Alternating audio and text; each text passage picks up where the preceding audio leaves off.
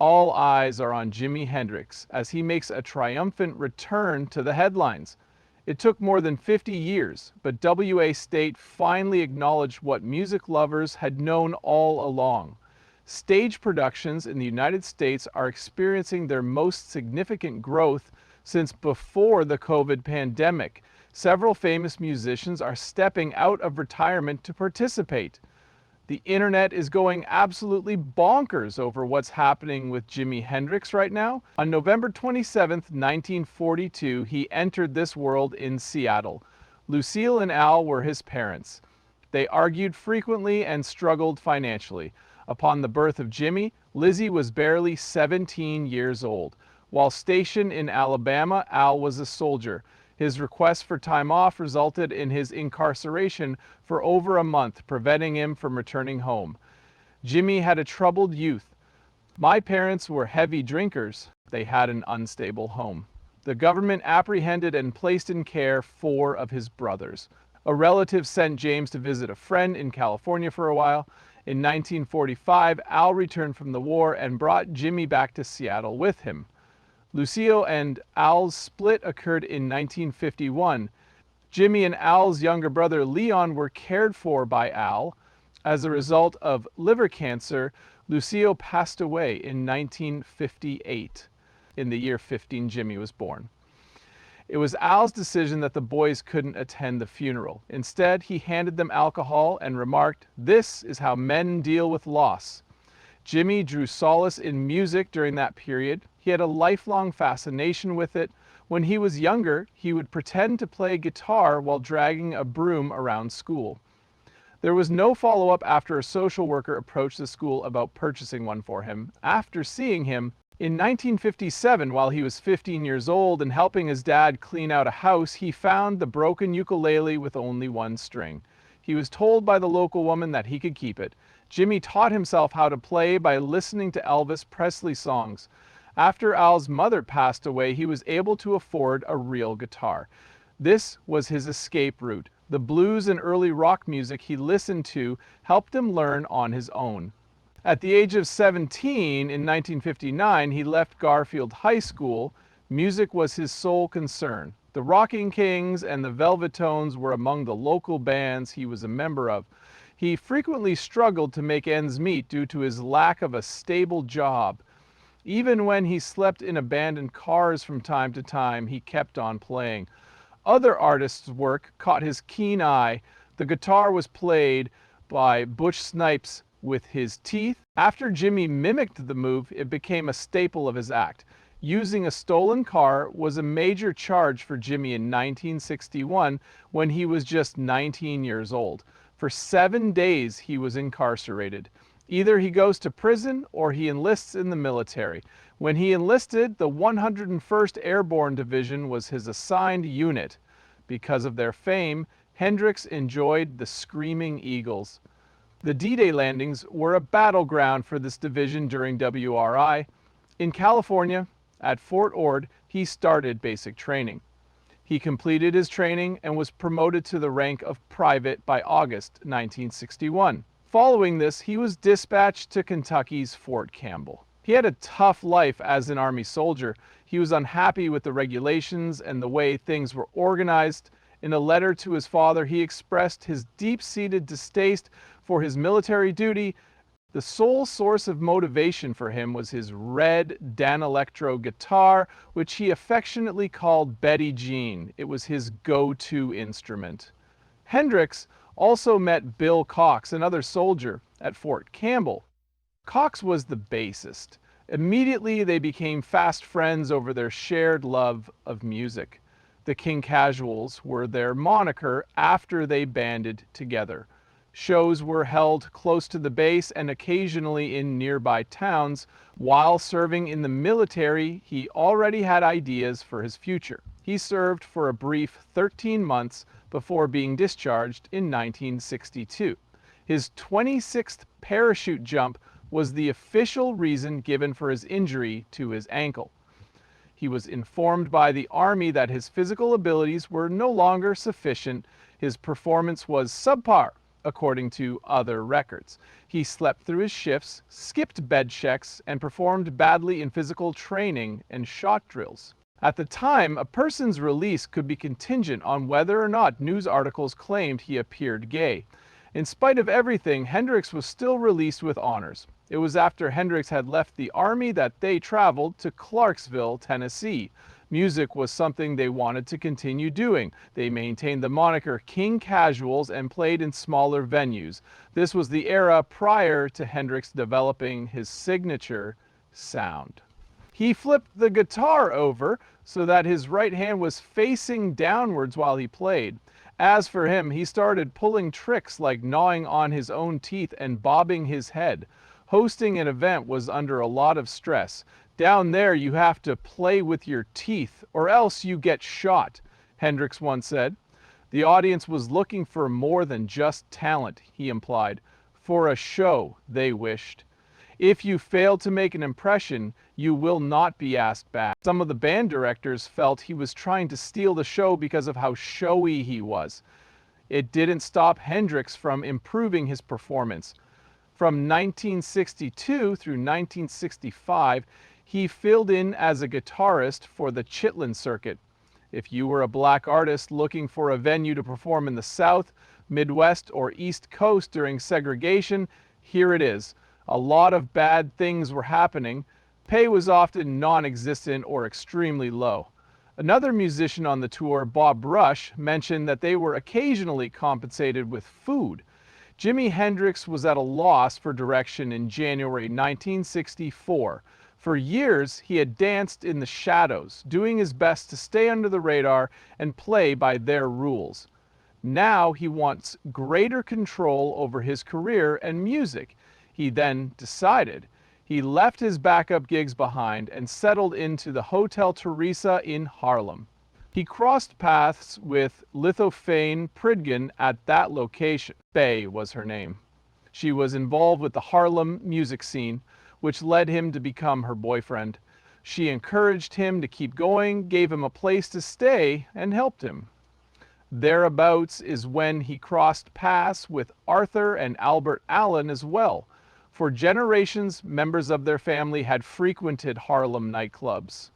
In an attempt to gain recognition, Hendrix started performing in smaller venues and filling in for other bands across the city. In February 1964, he was a part of the Apollo Theater's open night event. Come and see him first. He felt better after that.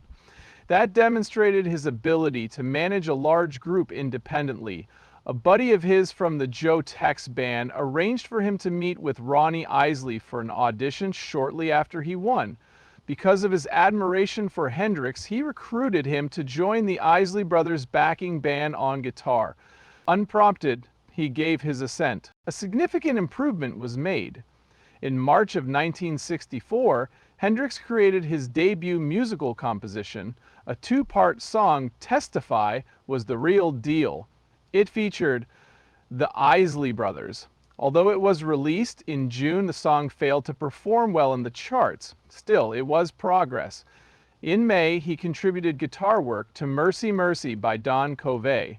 After its August release, it peaked at number 35 on Billboard's chart. Going on tour with the Isley Brothers took up a significant portion of 1964. The monotony of performing the same set night after night finally got to him in October. He decided he wanted more out of life and left the band. The following year, he became a member of Little Richard's touring band, The Upsetters. February 1965 was the month they traveled to Los Angeles. There, Hendrix and Little Richard recorded the song, I Don't Know What You Got, But It's Got Me. The song was released on VJ Records and was written by Don Covey. For that brief period of time, it peaked at number 92 on the charts. By that time, Little Richard had faded from public view. While staying at the Wilcox Hotel in Hollywood, Pink Floyd met musician Rosalie Brooks. Her song featured his guitar playing. With the A-side, My Diary, and the B-side, Ooty. Both songs were written by Arthur Lee. Hendrix not only played guitar on both tracks, but he also became friends with Lee during recording. After Hendrix and Lee became friends, Hendrix started to really enjoy Lee's band Love. Hendrix made his television debut in July 1965. The earliest known footage of Hendrix performing live is that clip. A local show on WLAC TV in Nashville, Night Train, aired it. He was a member of Little Richard's band and sang harmony with Buddy and Stacy on their hit Shotgun. However, Little Richard's situation was not improving. A lot of fighting occurred between them. For Hendrix, strutting his stuff on stage was a blast. He wore ostentatious clothing that was at odds with Richard's taste. At the tail end of July, Hendrix was let go by the band, by Robert, who was Richard's brother. His first music deal was inked by Hendrix on July 27, 1965. It was with the marketing agency Copa and Sue Records, Juggy Murray.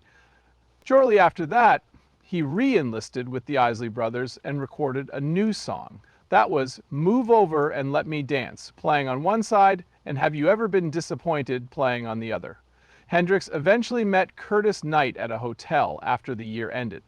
An R&B group known as the Squires were under Knight's direction. They took Hendrix in for 8 months. In October 1965, they recorded How Would You Feel alongside Welcome Home for the flip side.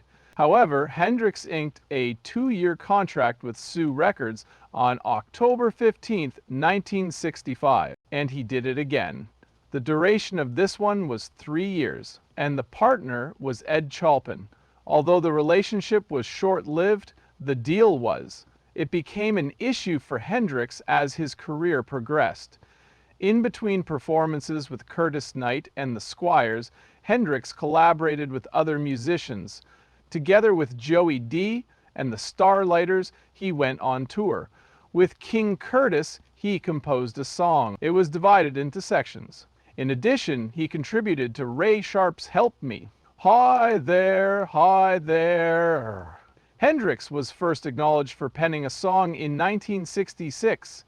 In terms of acoustic music, he composed 2 songs, Hornet's Nest and Knock Yourself Out.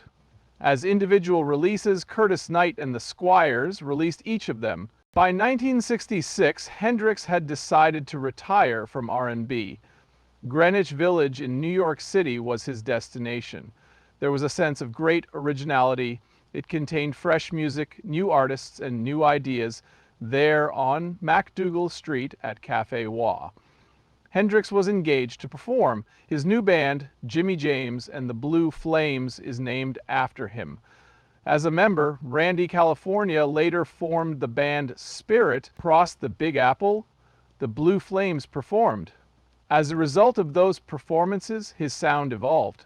Attempts at experimenting with his stage presence and performance style began. Café Ogogo in Manhattan was the site of the band's final performance in September 1966. They were performing as John Hammond's backing vocalists at the time. On September 24, 1966, Jimi Hendrix arrived at London Airport with nearly nothing. Along with a guitar, a spare set of clothes, and hair curlers, he had borrowed $40.00. Heathrow was the airport's new name. Without realizing it at the time, this journey would alter Hendrix's course of events. He performed a few modest New York City gigs that summer under the name Jimmy James. Just one evening at Café Wah in Greenwich Village, he was witnessed by Chas Chandler, the former bassist of the Animals. Chandler was looking to expand his staff. Observing Hendrix perform made him realize he had discovered something unique. The Jimi Hendrix Experience was formed in just 12 days after Jimmy arrived in London. The date is October 6, 1966. In no time at all, Chandler had bands coming in. While auditioning for the new Animals, he crossed paths with Noel Redding. Jimmy appreciated that Redding grasped the layered nature of blues music. The way his hair was styled was also something he liked. Chandler sought out Mitch Mitchell as a drummer. Just moments ago, Mitchell's employment with Georgie Fame and the Blue Flames was terminated. He hit it off with Jimmy over their shared appreciation for rhythm and blues. Jimmy gained that appearance with Chandler's help as well. He suggested the spelling Jimmy instead of Jimmy. It gave the name a new appearance and elevated it to a higher level. The The band started playing immediately after that. French singer Johnny Hallyday joined them for 4 shows in France after just 1 week of touring. On October 23rd, they recorded their debut single, Hey Joe, at London's Delancey Lee Studios. Less than 30 days had passed since James' arrival in England. However, recording it was not an easy task. Their booming Marshall amplifiers caused problems for the studio equipment. Like many others, Jimi was terrified of singing. The single's flip side, Stone Free, was recorded on November 2nd. Jimi wrote the song before he ever played with the band. Jimi was advised to write it by Chandler so he could profit from the printing rights. Despite their talent, they had a hard time landing a record deal. The Who were signed to their new label, Track Records, by Kit Lambert and Chris Stamp, who were their agents. On December 16, 1966, Track's debut album was released through Polydor. Reason being, the band was in its infancy. The single Hey Joe quickly rose to the 41st spot in the UK. It reached number 6 and remained on the chart for 10 weeks. His appearances on shows like Ready, Steady, Go and the song's subsequent airing on Top of the Pops contributed to its increased fame. A short time ago, he was a backup guitarist in New York City's dive bars, and now he was famous. That was Chandler Chaz's strategy. By appropriate audience, he meant for Hendrix to perform for. Chandler whisked Jimi away to see Cream perform at London Polytechnic on October 1, 1966, barely 7 days after Jimi's arrival. He requested permission to accompany them on stage. Both of them were in agreement. He shocked the audience by playing Howlin' Wolf's Killing Floor. The stage did not feature Eric Clapton. His reaction to the song was one of shock and silence. He spoke to Chandler while lighting a cigarette and said, "You never told me he was that good." By mid-November, Jimi had begun hosting performances at the Bag O'Nail's nightclub. Prominent attendees included Paul McCartney, Mick Jagger, John Lennon, Jeff Beck, Pete Townsend, and Brian Jones. They were completely oblivious to what was happening.